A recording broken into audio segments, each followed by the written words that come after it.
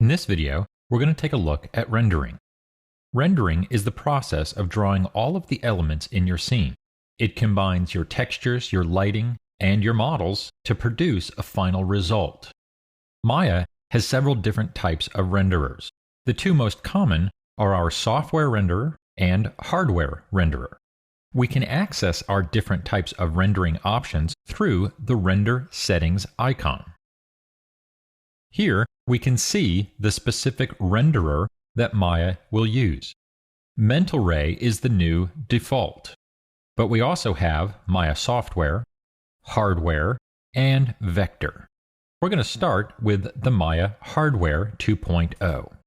Maya Hardware 2.0 uses the Viewport 2.0 as its base.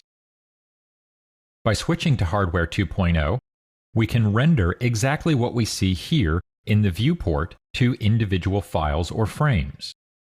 In our render settings, we can click on the Maya Hardware 2.0 tab and make adjustments to the hardware renderer to match what we see here in the viewport. The two are separate.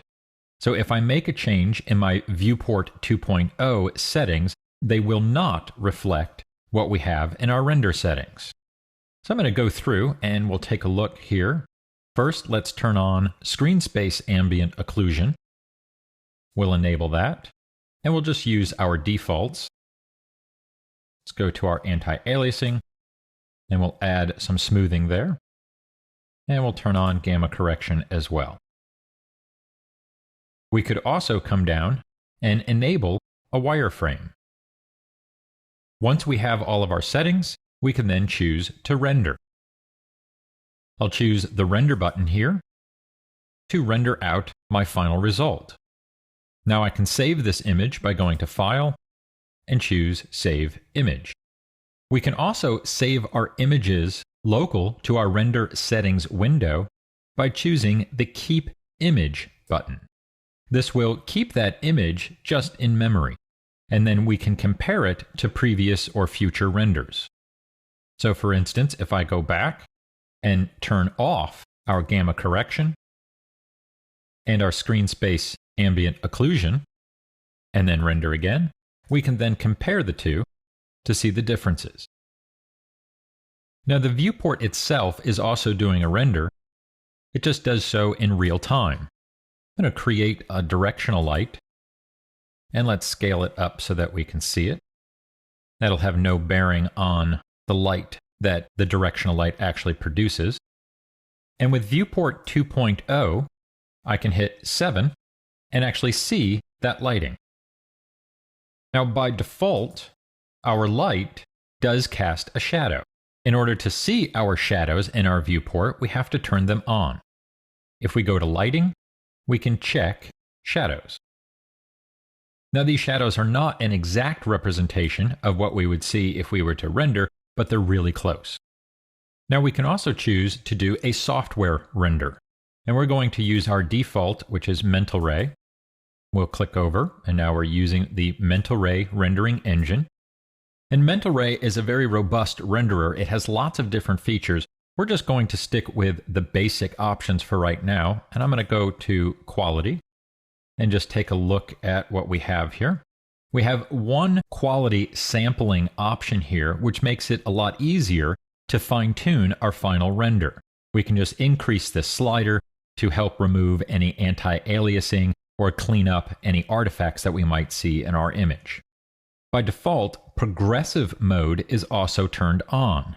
Now this is going to render pretty quick, so we won't really get to see too much of the progressive mode, but what this will do is continually increase the quality of our image, basically giving us a sample first of what the image might look like, then gradually render it to its end result. This gives us the option to stop the render and prevent any wasted time. We'll go ahead and render. Again, that progressive mode is on, but it is also set to IPR only. I'm going to switch this and just turn it on, and we'll hit render. And you can see I get a little bit of a rough area first, and then it cleans it up.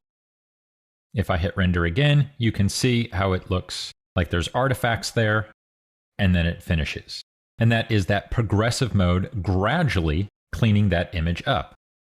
Now we also have an option which is called IPR, which is our interactive photorealistic renderer.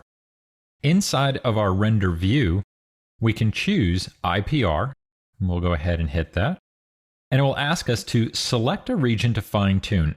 Since we have a simple scene, I'm going to grab this whole area here, and then Mental Ray will go ahead and render it, and it is still using that progressive rendering. Then what we can do is change values, and then our renderer will automatically update. So for instance, if we change our directional light to red, our renderer will immediately begin working on that and show us the end result. We could also change the direction of our light, and it will continue to render. This allows us to continually work and make changes and see those updates.